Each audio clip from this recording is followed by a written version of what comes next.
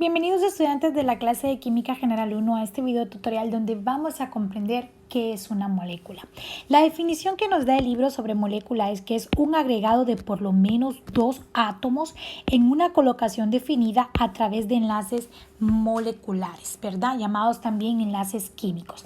Y entonces ahorita este concepto de colocación definida y enlaces moleculares no queda muy claro, pero en el segundo parcial ustedes van a aprender incluso a cómo hacer los enlaces, en qué ángulos ponerlos y a ver esa geometría.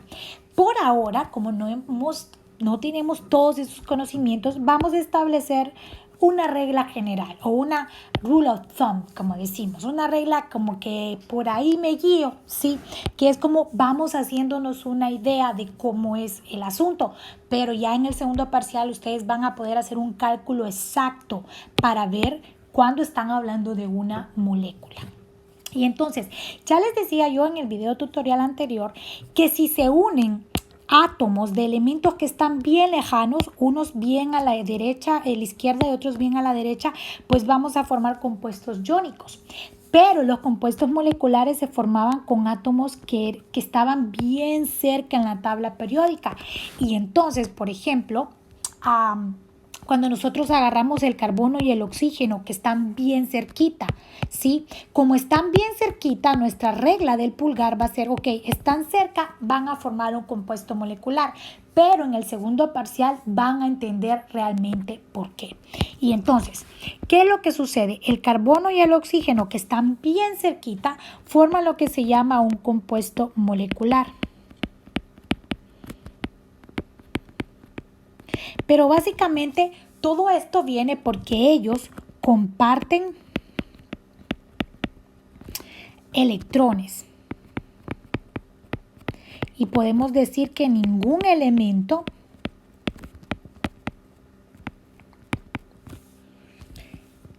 pierde los electrones por completo. Y ya vamos a entender bien qué significa esto. Por ahora vamos a definir qué tipo de molécula es esta molécula. Esta molécula tiene 2 átomos, o sea que esta es una molécula diatómica.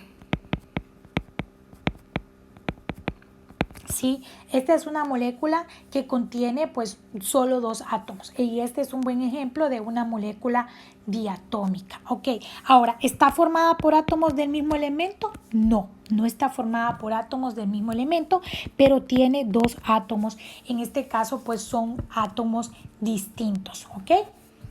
Ahora bien, sigamos entendiendo qué es esto de perder y ganar electrones. Y en este caso en particular, pues analicemos nuevamente eso que veíamos nosotros de los átomos. ¿Se recuerdan que en el oxígeno, pues decíamos que el oxígeno, su número de identidad es ese 8, ¿no? Que es su número de protones, y ese 16 que es su número de masa, ¿ok? Y ya habíamos nosotros aprendido a calcular pues que ese 8 es el número de protones. La pregunta que yo les hago, ¿puedo agregar protones al oxígeno?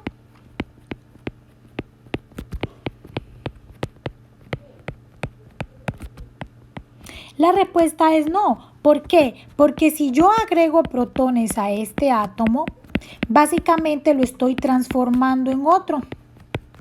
¿Sí? Lo estoy transformando en otro elemento. ¿Sí? Y si ustedes se van a la tabla periódica se van a dar cuenta que lo estaría transformando en flúor. El flúor que tiene 9 protones.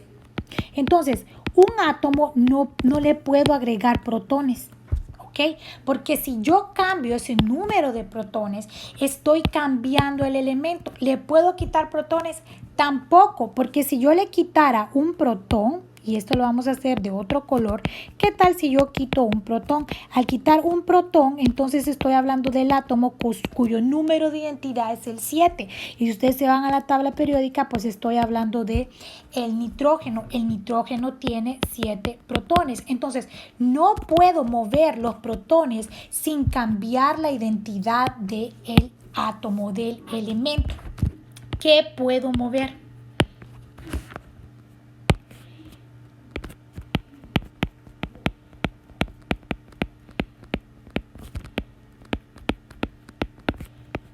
puedo mover electrones. Y al mover electrones, por ejemplo, en el caso del oxígeno, que ya sabemos que el número de protones es 8. Sí, ¿qué tal que yo vengo cuando estamos hablando de un elemento neutro? El número de protones ya habíamos definido es igual al número de electrones. En este caso, el oxígeno neutro va a tener 8 y 8. ¿Qué pasa si yo agrego electrones? Entonces ya no estoy hablando de un elemento neutro, sino que estoy hablando, por la definición que vimos en el video tutorial anterior, de un ion, y en este caso es un anión y su carga va a ser negativa. Ok, entonces, ¿cuántos electrones puedo agregar? Eso me lo va a definir pues la electronegatividad, ese número de valencia y ese número de coordinación del que vamos a hablar más adelante.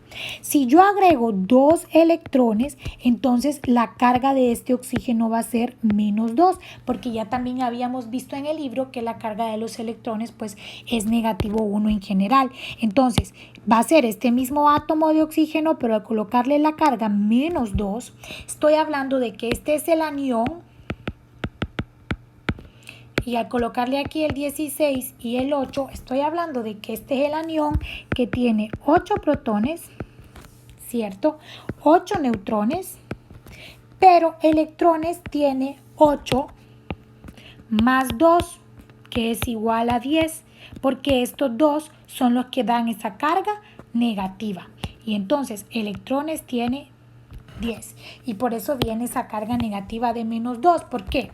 Porque tengo 8 protones, los primeros 8 electrones neutralizan estos 8 protones y al agregar 2 electrones más, no hay nadie que los neutralice, no hay nadie que los haga positivos y esto me da una carga de -2. Ahora, ¿cómo puedo hacer yo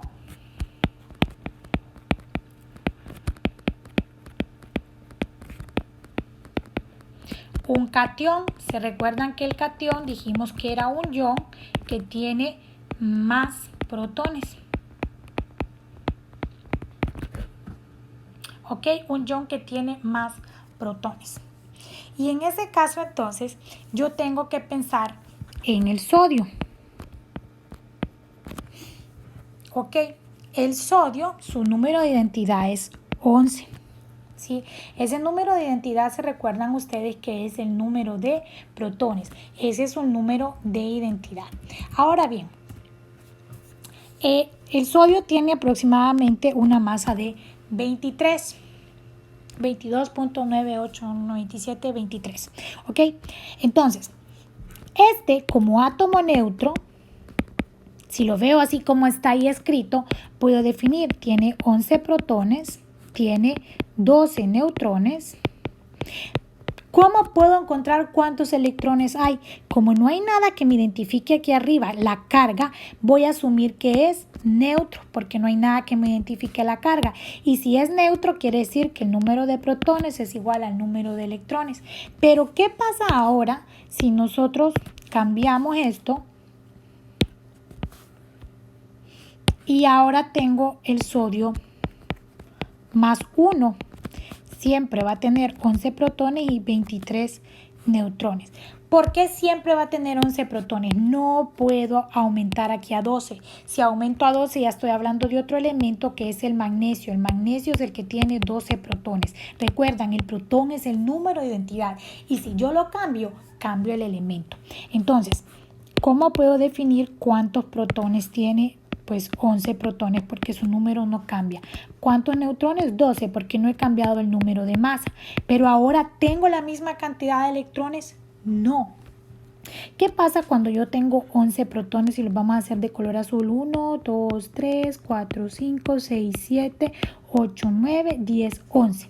Si el átomo es neutro, en electrones yo voy a tener 1, 2, 3, 4, 5, 6, 7, 8, 9, 10, 11.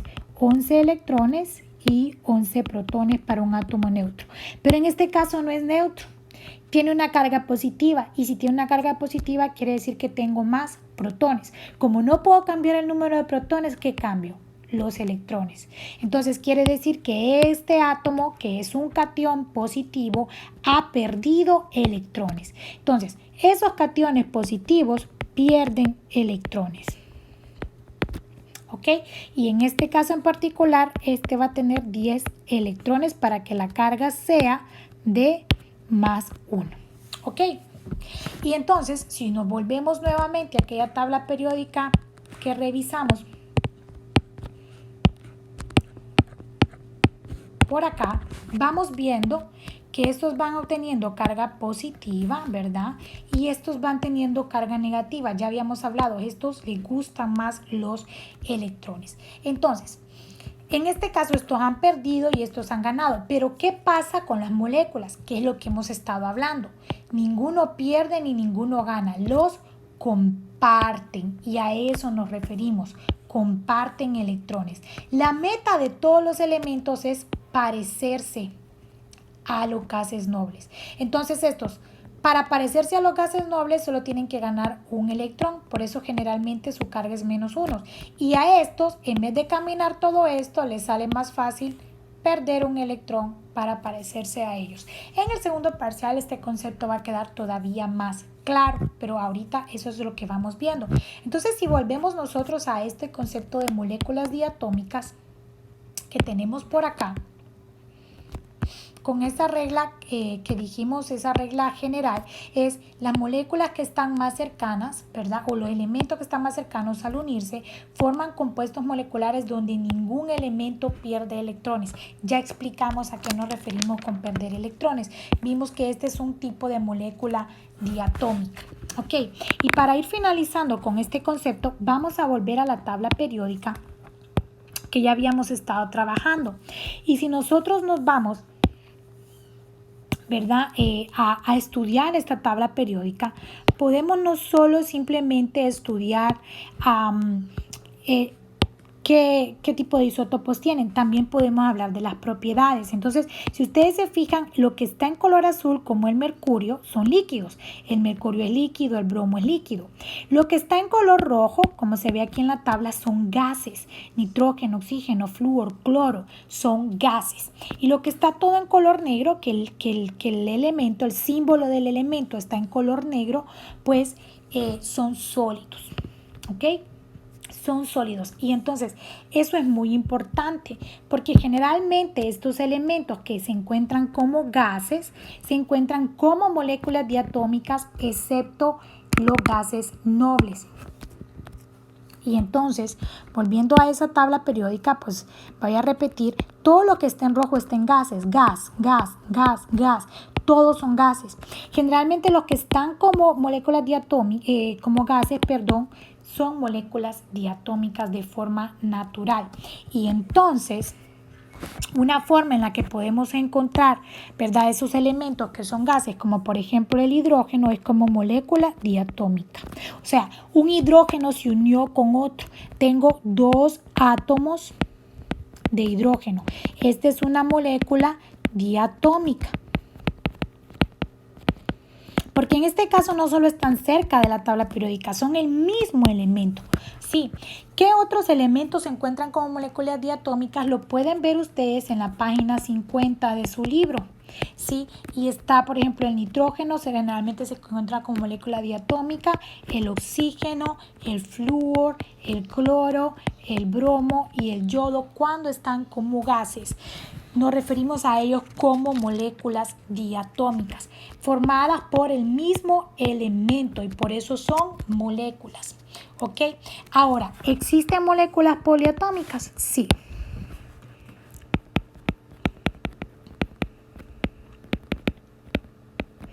Y entonces podemos pensar en el famoso gas metano o el amoníaco. Hablemos mejor del amoníaco porque más adelante va a volver a salir. El amoníaco, que es básicamente lo que le da el olor a la orina. Ese olor que tiene la orina lo produce es un gas. Y lo olemos porque las partículas del gas se mezclan con las del aire y lo podemos oler. Este es un gas, este es una molécula poliatómica. ¿Por qué poliatómica? Porque tiene más de dos átomos, y en este caso átomos de distinto elemento. Y si nos vamos a revisar a la tabla periódica, pues vemos que de hecho el nitrógeno, ¿verdad? No está cercano al hidrógeno, pero el hidrógeno realmente no pertenece a este grupo, no es un metal, el hidrógeno es un gas, entonces comparte a veces características con ellos y comparte a veces características con ellos. Entonces, el nitrógeno es como donde lo colocamos, y ahí había un espacio y ahí se colocó porque comparte características con ellos y con ellos. Sí, entonces cuando el hidrógeno se une con cualquiera de ellos, también estamos hablando de enlaces moleculares. Y entonces, por ejemplo, si yo les preguntara por el HCl es una molécula, ¿verdad? Y generalmente pues es un gas. Este es un cloruro de hidrógeno y la nomenclatura la vamos a ver ya en el tercer parcial, ¿ok? Luego, ¿qué otros ejemplos podemos tener? El agua, por eso hablamos de molécula del agua, porque cuando el hidrógeno se una con toda esa parte derecha de la tabla periódica, pues también forma estas moléculas, ¿ok? Bien, lo vamos a dejar por aquí y vamos a continuar en los siguientes videos tutoriales entendiendo lo que son moléculas, lo que son iones y lo que son átomos compuestos iónicos.